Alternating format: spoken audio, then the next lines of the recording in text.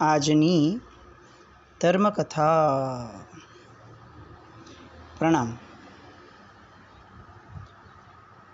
અવંતી સુકુમાર એટલો બધો અનહદ સદભાવ જાગે આ નામ સાંભળતા. હવે એમની જે સમતાની ધારા, એમનું જે લક્ષ્ય માટેની એમની અનહદ પુરુષાર્થની ધારા, આ બધું જ સાંભળતા આપણને ખરેખર એવું થાય કે જેવી રીતે મનના સદુપયોગ માટે આપણે પ્રસન્નચંદ્ર રાજર્ષિને વારંવાર યાદ કરીએ છીએ, એ રીતે પોતાના લક્ષ્યની પ્રાપ્તિ માટે પુરુષાર્થ કેવો કરવો જોઈએ, લક્ષ્ય કેવું બાંધવું જોઈએ, સંકલ્પ કેવો દ્રઢ કરવો જોઈએ, એ વાત જ્યારે પણ આવે ત્યારે અવંતી સુકુમારને યાદ કર્યા વિના રહેવું જ ન જોઈએ. ખાલી કલ્પના કરીએ આપણે, પગમાં એક મકોડો કરડી જાય ને તો પણ આપણે સુખેથી રહી નથી શકતા. એની જગ્યાએ પેલી શિયાળની પગના લોચા કાઢી નાખ્યા, ફક્ત પગનું માળખું કંકાલ જ રહ્યો, આજુબાજુનું આખું માંસ ખાઈ લીધું. અને તેમ છતાં પણ આ અવંતી સુકુમાર મુનિ કે જે અત્યાર સુધીમાં એક કષ્ટ જ એમણે સહન નથી કર્યું. આપણે તો કેવું છે કે ઓવરઓલ આપણી લાઈફમાં પણ અત્યારે જે સમય છે, આપણે ગમે તેટલા પૈસાદારોએ ઘણા કષ્ટો સહન કરીએ છીએ, ગરમીના અને બીજા બધા પણ, કંઈ લાગે, ઘા લાગે તો પણ. અવંતી સુકુમારે દીક્ષા લીધા સુધીમાં એક સિંગલ કષ્ટ સહન નથી કર્યું.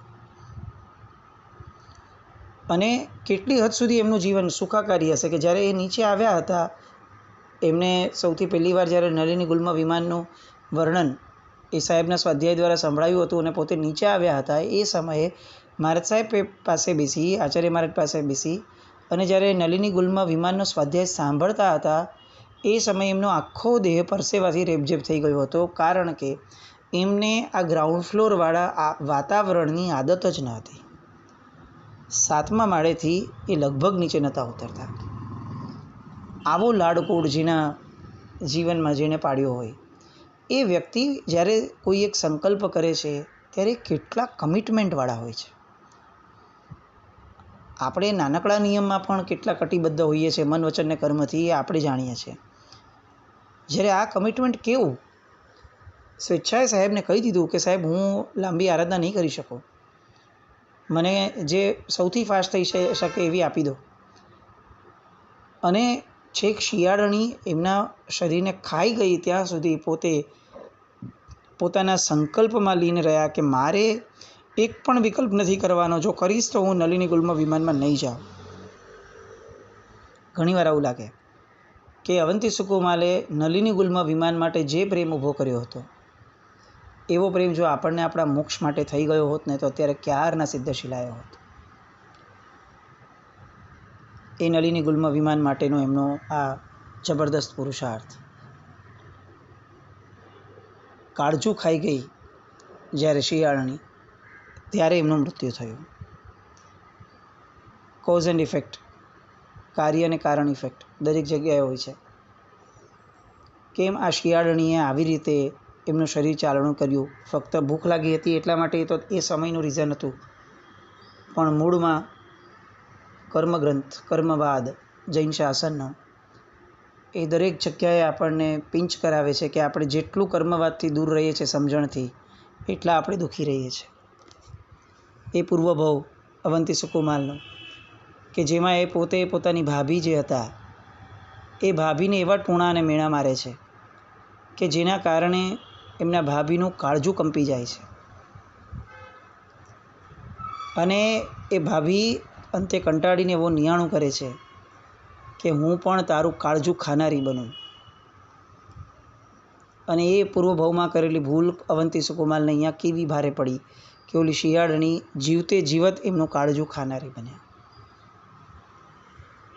આપણે કેટલીય વાર દિવસમાં આવું બોલતા હોય છે કે આ માણસ મારું માથું ખાઈ ગયો છે, હું આ માણસનું માથું ખાઈ ગયો. કેટલું બધું આવું બોલાયેલા શબ્દો જ્યારે એક્ઝિક્યુટ થશે ત્યારે કેવી રીતે ઉદય આપશે, એ સાંભળીએ તો પણ ચિત્કારી થઈ જાય. કાળજું ખાનારી બનવું એ સંકલ્પ એમના ભાભીનો એ આ ભાવમાં અવંતી સુકુમાર માટે કેટલો ભયંકર સાબિત થયો. આ તો ભગવાનની અનહદ કૃપા અને અવંતી સુકુમારનો જબરદસ્ત પુરુષાર્થ કે એ ઉદયમાં એમને નવો બંધ ન કર્યો અને સમતા ભાવે આ દુઃખને પણ એમને વેઠ્યું. પણ આપણામાં તો આવી સમજણનો ભાવ પણ ક્યાં છે? એટલે કોઈ પણ વસ્તુ બોલતા પહેલાં આપણે કેટલું બધું ધ્યાન રાખવા જેવું છે. આ નાનપણથી આપણે સાંભળતા આવ્યા કે તારા કાંડા ભાંગી ગયા છે, કે શું હાથ તૂટી ગયા છે, આંધળો થઈ ગયો છે. આવું બોલનાર વ્યક્તિઓ એ ભવાંતરની અંદરમાં તે પરિસ્થિતિને પામે છે. અહીંયા આ એક એની અંદર એડ થયું કે પૂર્વભાવમાં ખાલી આટલું બોલાયેલું કે તારું કાળજું ખાનારી બનું, અને ખરેખર કાળજું ખાનારી બન્યા એ શિયાળીના ભાવમાં. આ બધું જ આપણે જીવનમાં જ્યાં સુધી નહીં ઉતારીએ ત્યાં સુધી કરેલો ધર્મ એ આપણી સદગતિ અથવા આપણી ભવાંતરની ગતિ સુધારશે એવો વિશ્વાસ કે એવો ભ્રમ રાખીને જીવવા જેવું છે કે નહીં, એ પણ એક પ્રશ્ન છે. મનના વિચારો, વચનથી બોલાયેલા શબ્દો અને કાયા દ્વારા કરાતી ક્રિયાઓ, આ ત્રણેય ભયંકર સાબિત થઈ શકે છે. અત્યારે આપણી ધર્મની વ્યાખ્યા આપણે જે કાઢી છે એટલી ક્ષુલ્લક છે કે આપણે બહુ તો ખોટી ક્રિયાઓ કરતાં બચીએ છીએ કે ભાઈ આ કરીએ તો પાપ લાગે, આ કરીએ તો પાપ લાગે. પણ પરમાત્માના શાસનનો કર્મવાદ એમ કહે છે કે તારું મન, વચન ને કર્મ ત્રણેયનું કોઈ પણ એક યોગ બળ, કોઈ પણ બળ એનો યોગ એ જો નબળો રહ્યો તો તારી ધૂળધાણી કરતાં વાર નહીં લાગે. એટલે ફક્ત ખોટું ન કરવાથી બચવું એ સફિશિયન્ટ નથી. ખોટું બોલવાથી બચવું અને એનાથી આગળ વધીને ખોટું વિચારવાથી પણ બચવું બહુ જ આવશ્યક છે. આ બધી કથાઓ આપણને એવા જબરદસ્ત માર્મિક સંદેશો આપીને જાય છે ને કે આપણને ખરેખર એવું લાગે કે ભગવાન જે કહીને ગયા છે એ પ્રમાણેનું જીવન જીવવાનો આગ્રહ જે આપણો છે ને એમાં આપણે નથી સેટલ થઈ શકતા, એટલે ફરી પાછા જે રૂટીનમાં આવી જઈએ છીએ. તો એની પ્રાથમિક ભૂમિકા રૂપે ભગવાનની આજ્ઞા કેટલી પડાય એ તો પછીનો વિષય છે. મૂળમાં જે લોકોએ ભગવાનની આજ્ઞા પાળી છે એમના જીવનમાંથી નાની નાની વસ્તુઓ શીખી અને પાપા પગલી ભરતા તો થઈએ. સીધું એમ કહી દઈએ કે ભગવાનની આજ્ઞા પ્રમાણેનું જીવન, ચારિત્ર જીવન લેવું છે એટલે બરાબર છે, સારી વસ્તુ છે, પણ એ ન થાય, એ પુરુષાર્થ, એ ભાગ્ય, એ બધું ન મળે જ્યાં સુધી, ત્યાં સુધી શું? પછી એમની જે ભગવાનની નાની નાની મહત્ત્વની આજ્ઞાઓ છે એનું શું કરવાનું? ખરાબ વિચારવું નહીં, ખરાબ બોલવું નહીં, ખરાબ ક્રિયાઓ કરવી નહીં, લોકોને ટોકીએ રાખવું નહીં, પોતાના જ્ઞાનનું પ્રદર્શન કરવું નહીં, જેવું કોઈ ખોટું કરે એટલે એની પર તૂટી પડવું નહીં, સામા વ્યક્તિનો વિચાર કરીને જ ક્રિયાઓ કરવી. જો હું દુભાવ છું તો મને જેનાથી દુભાવવાનું થાય છે એવી એક પણ વસ્તુ મારે બીજાને ન આપવી જોઈએ. આવું બધું આપણે ક્યારે શીખશું? અને આ પાયાના ધર્મો છે. વગર પાયાની ઇમારતો એ ક્યારે પણ ધણધણી ઉઠે. અવંતી સુકુમારનું આ દૃષ્ટાંત આપણા બધા માટે વેધક સાબિત થવું જોઈએ. અહીંયા અવંતી સુકુમારનું સ્મશાનની અંદરમાં જ કાળધર્મ થાય છે. પોતે નલિની કુલમાં વિમાનને પામે છે અને આ બાજુ માતા ભદ્રા અને પુત્રવધુઓ 32 એ વિચારે છે કે આ ભલે લોચ કરીને વહી ગયા છે પણ પાછા આવશે આવું વિચારીને એમની રાહ જુએ છે. સવાર પડી અને થોડોક સમય જતાં ફરી પાછા આચાર્ય સુહસ્તી મહારાજ સાહેબ પાસે બધા જ પધાર્યા. તો એમણે તો કહ્યું કે એ તો અહીંયા વયા ગયા છે સ્મશાનમાં. બધા પાછળ ભાગ્યા અને જોયું તો એમનો નશ્વર દેહ એમને જોવા મળ્યો. એટલે ભદ્રા શેઠાણીને આ જે 32 પુત્રવધુ હતા એ બધા જ આંસુ સારતા રહ્યા અને વિલાપ કરતા રહ્યા કે તારા ચારિત્રમાં અંતરાયરૂપ થવા માટે અમે તમારી પાછળ ન આવ્યા, પણ જો આવ્યા હોત તો કદાચ તમને અમે બચાવી પણ શક્યા હોત. પણ આ કેવું થયું કે તમે ચારિત્ર લીધું અને અમારું આંગણું પણ પાવન કરવા માટે ન આવ્યા. અને આ આખો જે વિલાપ છે એ વિલાપના કારણે વૈરાગ્યની પ્રાપ્તિ થઈ ભદ્રા શેઠાણી અને કુળવધુઓને, અને બધાએ એવું નક્કી કર્યું કે આપણે હવે દીક્ષા લઈશું. આ બાજુ અવંતીનો મહાજન જે છે એણે આખી ઘટના ખબર પડી એટલે ચંદનના કાષ્ઠથી અવંતી મુનિના મૃતદેહોનો અગ્નિ સંસ્કાર કર્યો. હવે અવંતી સુકુમારની એક સ્ત્રી એ સમયે ગર્ભવતી હતી એટલે એને ઘરમાં રાખી અને 31 કુળવધુઓ, પુત્રવધુઓ અને ભદ્રા શેઠાણી આ 32 આત્માઓએ ચારિત્ર અંગીકાર કર્યું બીજે જ દિવસે અને આત્મકલ્યાણ સાધ્યું. આ જે ચરિત્ર અંગીકારનો મહોત્સવ થયો, એ મહોત્સવનો આખો ને આખો લાભ, એના પછીથી જે અષ્ટાનિકા મહોત્સવ થાય એનો આખો ને આખો લાભ સંપ્રતિ રાજાએ, સમ્રાટ સંપ્રતિએ લીધો. આ દૃષ્ટાંતથી સંપ્રતિના જીવનની અંદરમાં એક જે બહુ મોટું પરિવર્તન આવે છે એની વાત માટે જ આપણે આ દૃષ્ટાંત અત્યારે લીધું છે. એટલે એ મહોત્સવ સમ્રાટ સંપ્રતિ કરે છે. આ બાજુ ભદ્રા શેઠાણીને જે 32 પુત્રવધુઓ હતી એમાંની એક જે ઘરે હતી કે જે ગર્ભવતી હતી, એટલે ત્યાં રાખ્યા હતા, એને સમય જતાં પુત્રની પ્રાપ્તિ થઈ. એ પુત્રનું નામ મહાકાલ રાખવામાં આવ્યું અને એ યુવા વયનો થયો એટલે એણે પોતાના પિતાના સ્વર્ગવાસ જ્યાં થયેલો હતો, જે સ્મશાન, એ સ્મશાનમાં પર ઉપર એણે મહાકાલ નામનો એક પ્રાસાદ એટલે એક મહેલ બનાવડાવ્યો. અને અવંતી પાર્શ્વનાથ ભગવાન, પોતાના પિતાના નામથી અવંતી પાર્શ્વનાથ ભગવાન એમણે ત્યાં ભરાવ્યા હતા. બ્રાહ્મણોનું જોર વધ્યું સમય જતાં અને પાછલા સમયની અંદરમાં એ આખો ને આખો મહેલ જે છે એ બ્રાહ્મણોએ કેપ્ચર કર્યો.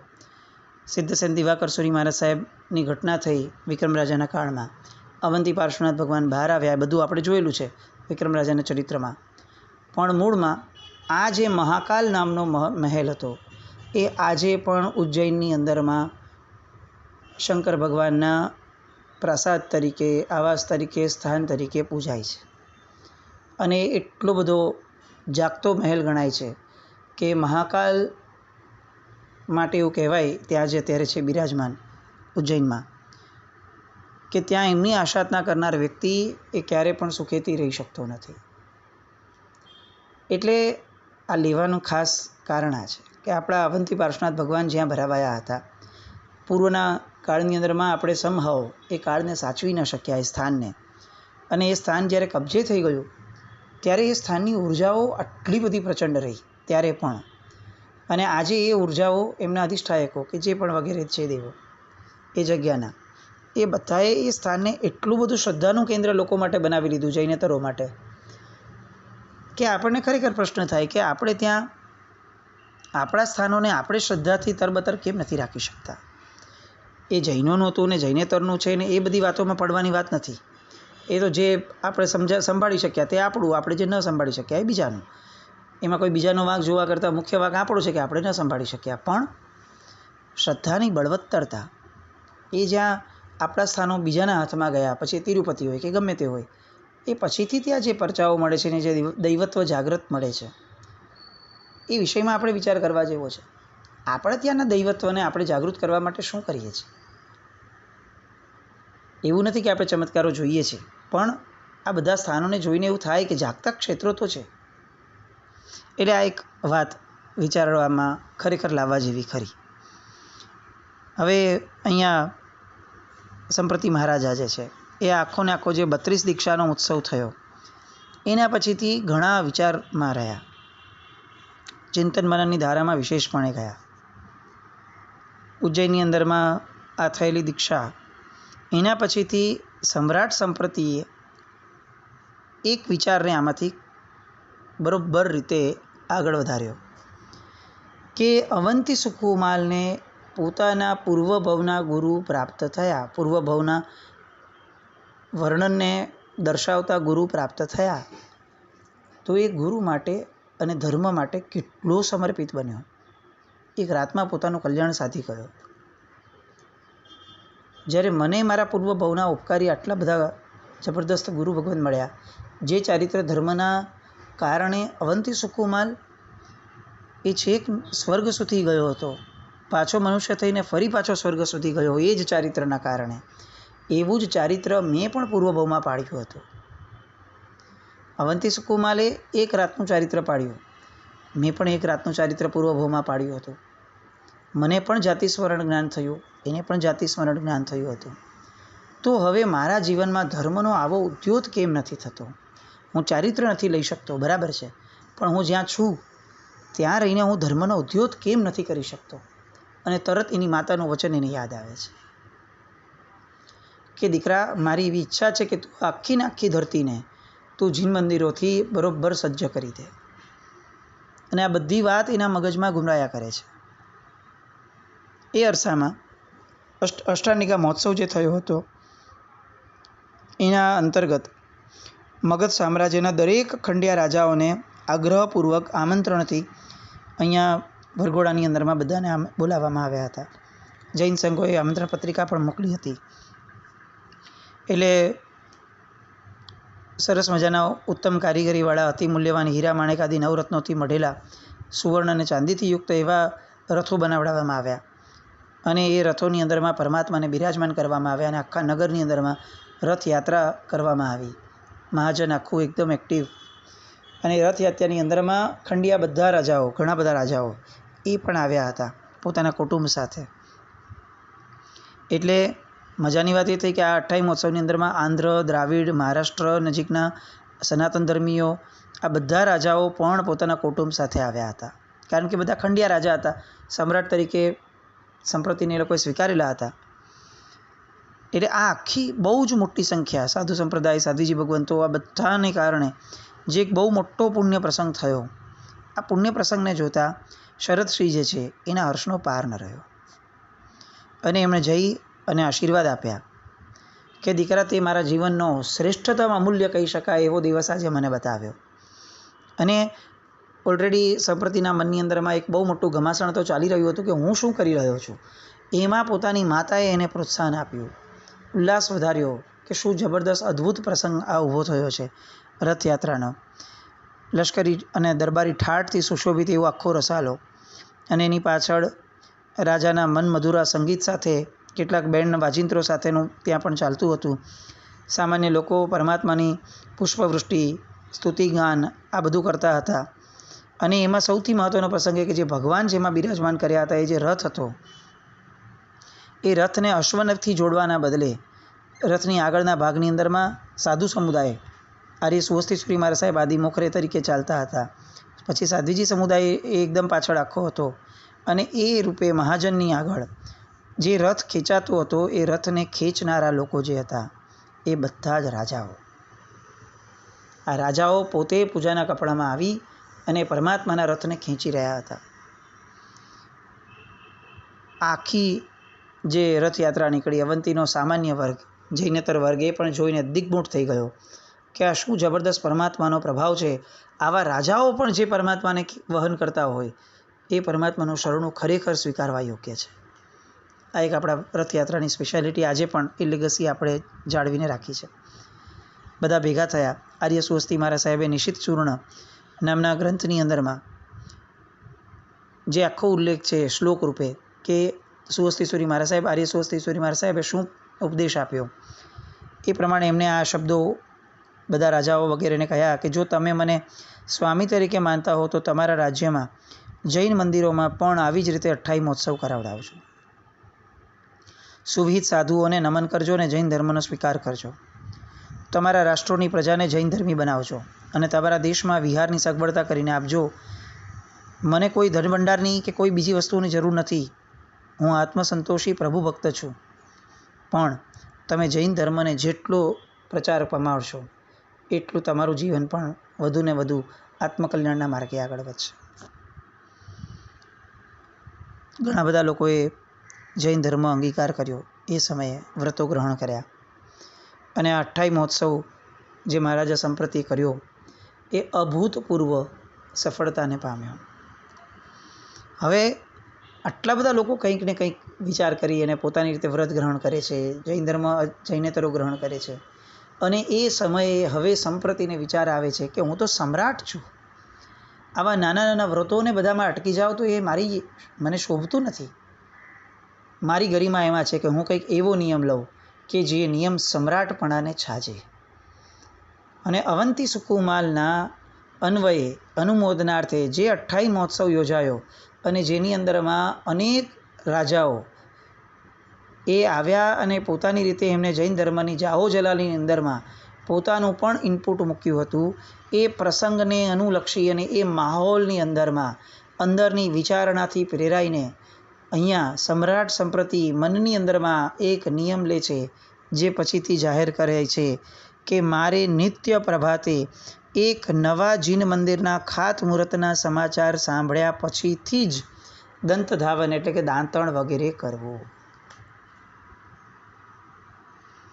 અને આ આખી વાત હવે જાહેર થઈ, અને જાહેર થયા પછીથી એ માટેની જે આખી મિકેનિઝમ છે એ બધું ધડાધડ ગોઠવાનું શરૂ થયું. સમ્રાટ છે અને એ સમયની પ્રજા, એ કદાચ આપણને એવું લાગે કે આપણે બહુ ઇન્ટેલિજન્ટ અને સ્માર્ટ થઈ ગયા વિજ્ઞાનના કારણે, પણ એ પ્રજા પાસે જે બુદ્ધિ ચાતુર્ય હતું, એ પ્રજા પાસે જે કુનેહ હતી, અને એ પ્રજા પાસે એવા સામર્થ્યવાન સાધનો પણ હતા.